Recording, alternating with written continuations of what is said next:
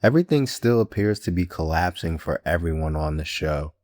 Welcome back to the Grab Some Popcorn podcast. Your host, Jared, and I'm here to talk about episode 7 of Euphoria. Rue gets some advice from arguably the worst person on the show, which honestly tells you everything you need to know about how bad her situation has become. Cassie deletes her OnlyFans, loses her acting gig, and it looks like Maddy may have also been pushed out of her position as well too.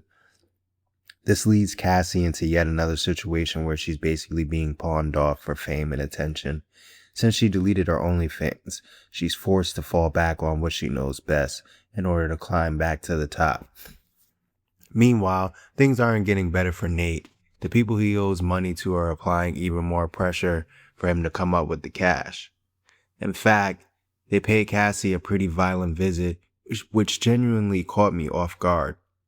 I still don't understand why Nate decided to get involved with these people in the first place, because it's clearly becoming the biggest mistake of his life.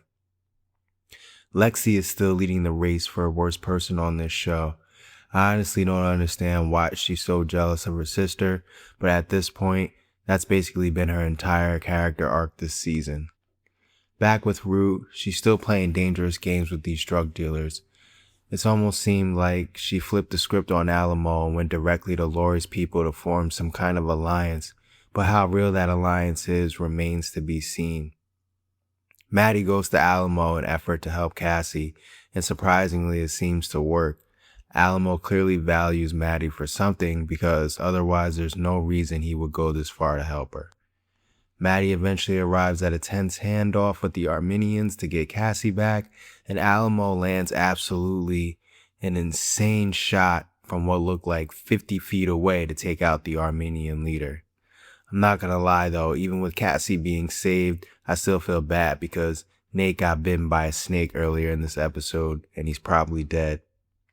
The group eventually arrives at the gravesite to dig Nate back up. Honestly, it was pretty obvious he was already dead since we didn't hear a single sound during the entire recovery, but I knew eventually somebody major was going to die on this show. Overall, I thought the episode was chaotic from start to finish. I didn't really love the ending either. I'm not sure why Faye suddenly flipped sides like that, but it definitely sets up an interesting episode for next week. Alright, y'all, that's all I've got for Euphoria today.